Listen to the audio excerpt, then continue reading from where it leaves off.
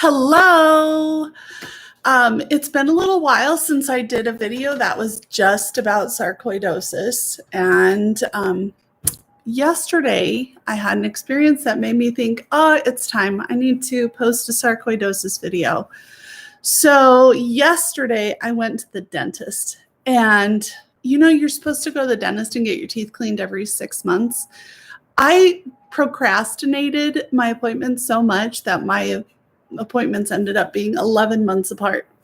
So sarcoidosis has really affected my relationship with the dentist.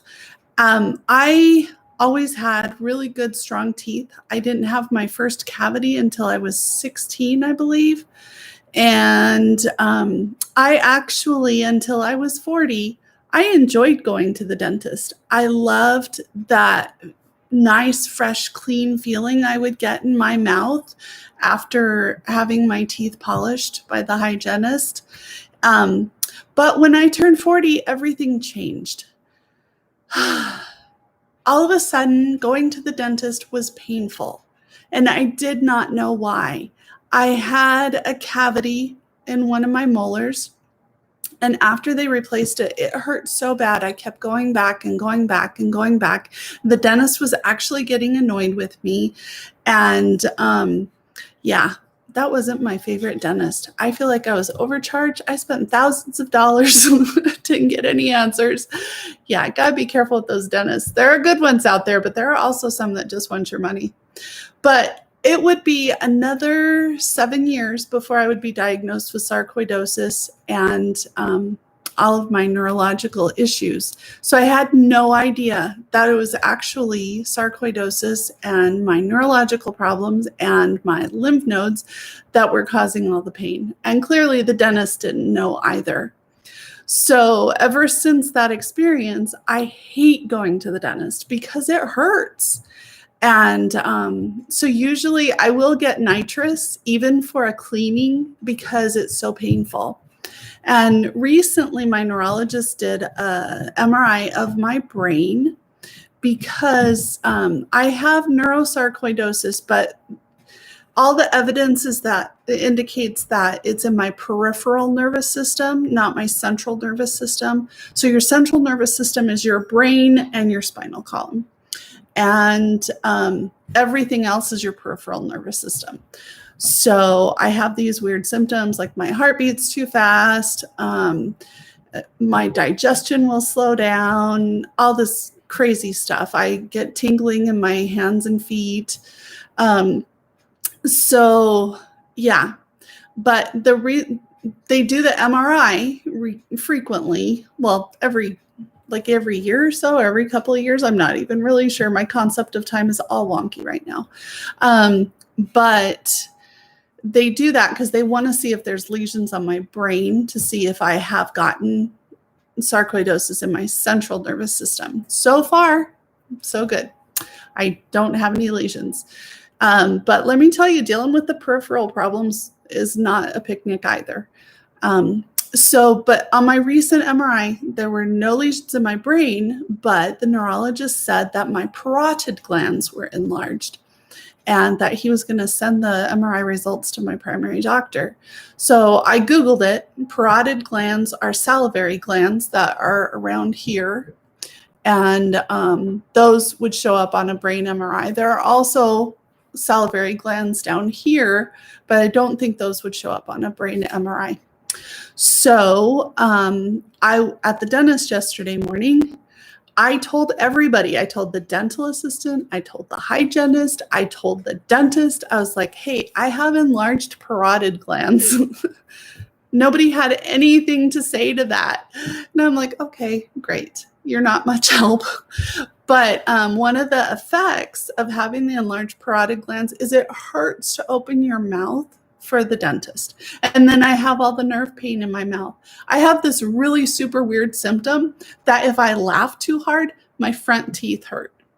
And everybody I say that to thinks that's really weird. They've never heard of it before. Even at the dentist's office, they never heard of that before. I don't know how to explain it, and no medical professional has been able to explain it to me. but it's just something I have to deal with. So I get lots of random pain in my jaw and in my teeth. And and yesterday, okay, when I go to the dentist, I have super high anxiety. I didn't think to take any anxiety medicine before I went. And then for some reason, one of the side effects of my anxiety yesterday was I was afraid to ask for the nitrous, and then they never offered it. And so it was a horrible experience. They told me my teeth are beautiful and that I'm doing a great job keeping them clean. But it was a horrible experience because it was just so painful. It was so painful. The hygienist did let me take breaks. Sometimes the pain would get so bad, I would be just like, hey, let's stop for a minute. So everyone was nice. I think it's just that my condition is so rare, they don't know what to do with me. And my teeth look good. So they're like, hey, you're good. And so we hear that a lot with sarcoidosis, don't we? They don't see anything wrong. So it's like, hey, you're good. But yeah, so then later yesterday afternoon, I did have an appointment with my primary doctor, and I asked her to look at the MRI, and I was like, what are we supposed to do with this? And she didn't really know, but fortunately, she is smart enough to Google herself. So she I haven't read the MRI report. I actually usually do. I don't know why I haven't this time, but she read the MRI report and she said the radiologist said it looks like it's either sarcoidosis or Sjogren's. And so I talked to her about my original diagnosis, that I saw a rheumatologist at the Mayo Clinic and I thought I had Sjogren's from my own research. And he did a chest CT. I forget what he was looking for in the chest CT, but he didn't find it. However, what he did find, he was like, oh, you need to get into a pulmonologist right away. And that's all I can tell you. So the good thing about that is it did lead to my sarcoidosis diagnosis. But we discussed yesterday, is it possible to have sarcoidosis and Sjogren's? Because I have really dry eyes, I have dry mouth, I have a dry nose, I have dry hoo-ha, I have skin.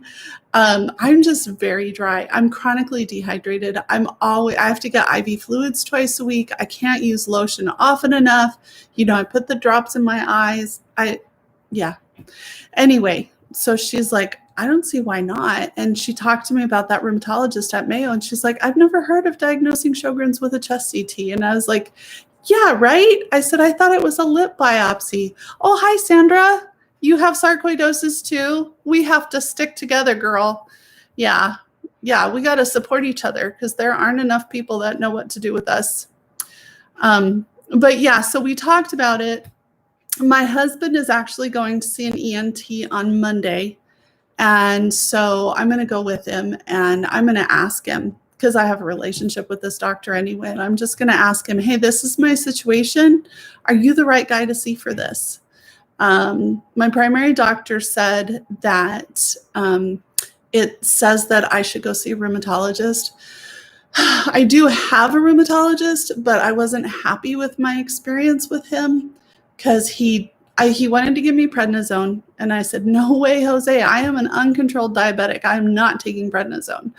And then he gave me the methotrexate, and my liver responded badly to the methotrexate. And so I said, I can't take that anymore. And then he said, well, don't know what else to do with you, but I'm here if you need me. So come back whenever.